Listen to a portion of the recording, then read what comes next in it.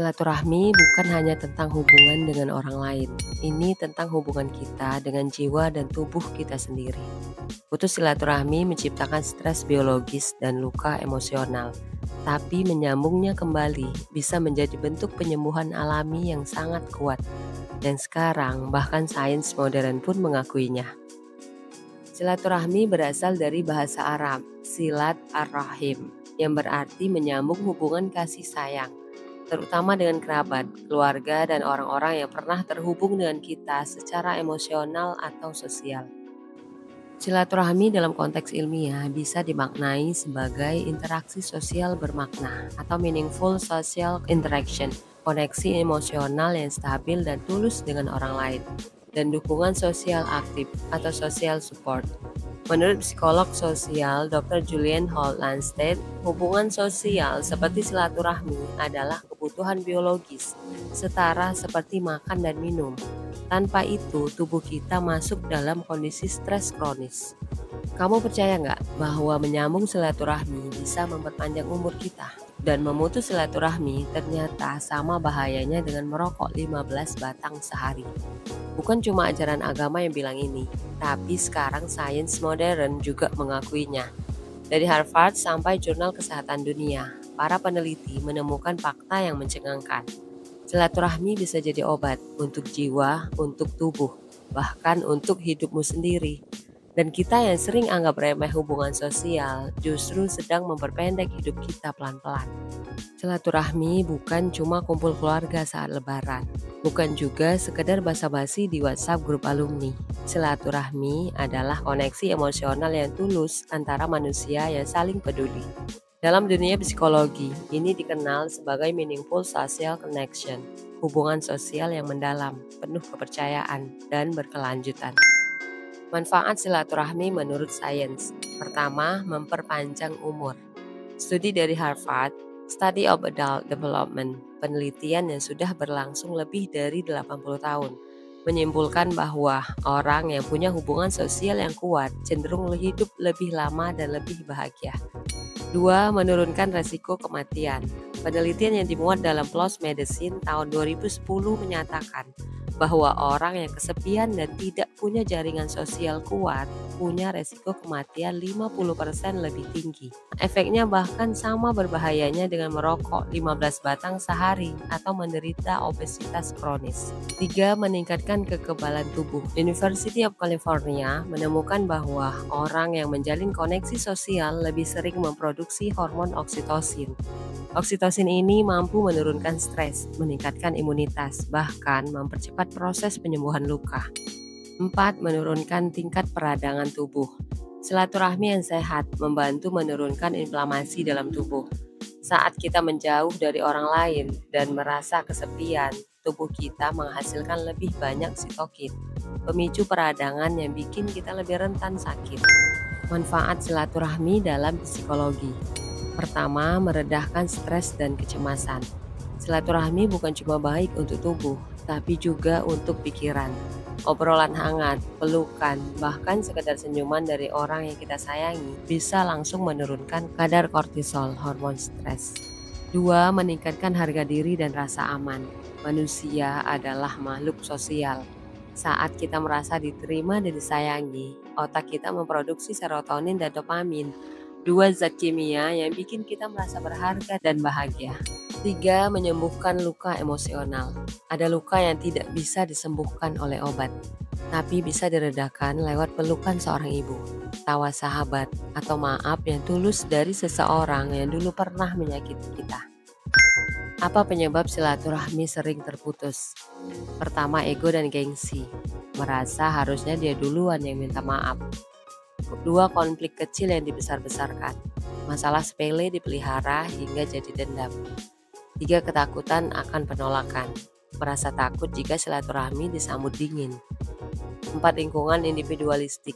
Gaya hidup modern lebih mementingkan karir, privasi, dan diri sendiri. 5. Media sosial. Merasa sudah cukup tahu kabarnya dari Instagram atau status WA, padahal tidak pernah benar-benar ngobrol lagi. Kesibukan hidup di era urbanisasi yang membuat hubungan sosial jadi sekedar formalitas. Budaya gengsi, malu menyapa lebih dulu karena takut dianggap lemah. Pola komunikasi keluarga yang kaku dan minim ekspresi kasih sayang. Apa yang terjadi saat silaturahmi terputus? Ketika kita memutus silaturahmi, tubuh kita nggak diam. Sistem stres di otak aktif. Hipotalamus, kelenjar adrenal, semuanya bereaksi.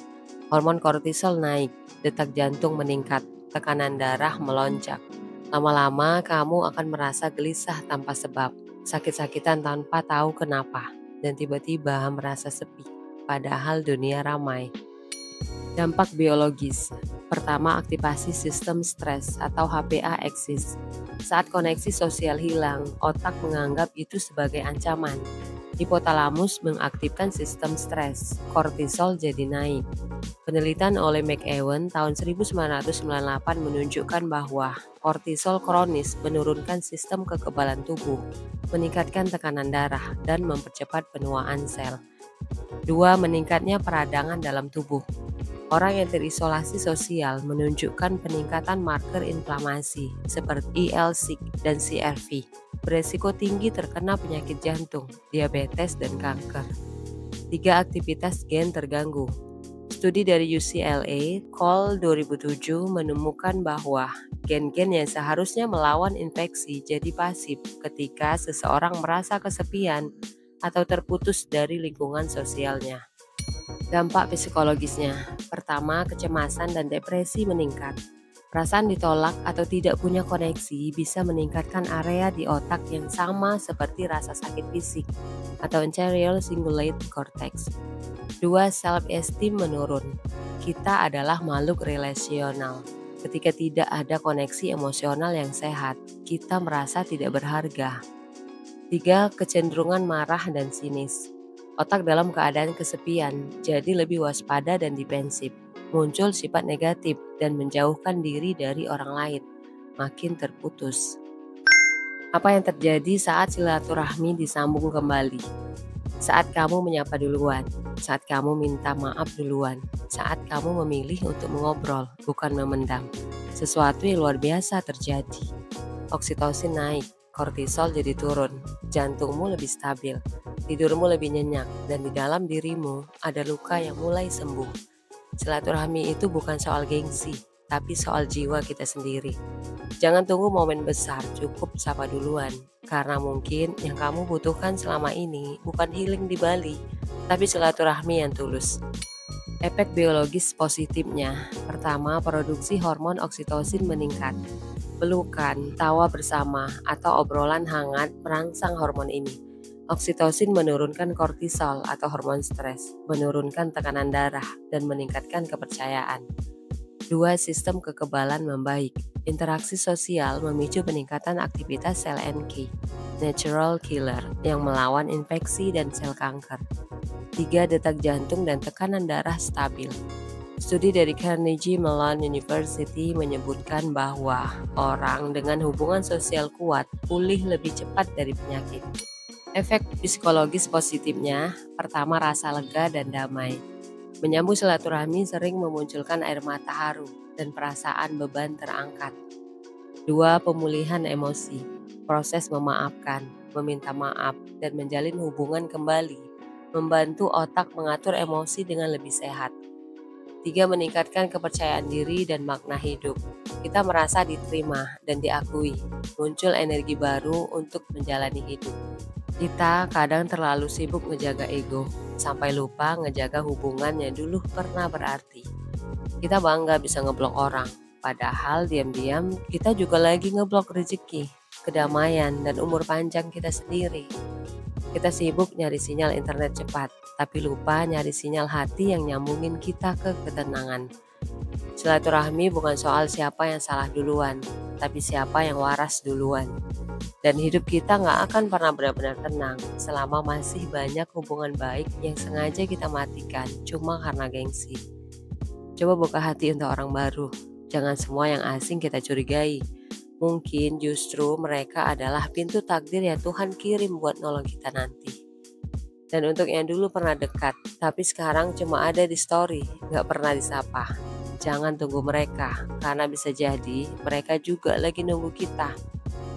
Kalau pernah ada kebaikan, pernah ada tawa, pernah saling bantu. Jangan biarkan semua itu mati cuma karena kita saling diam. Silaturahmi bukan cuma soal hubungan dengan orang lain, tapi hubungan kita dengan hidup yang lebih damai. Yuk kita mulai, karena yang mulai lebih dulu adalah yang lebih berani dan lebih sembuh. Thanks for watching. Bye.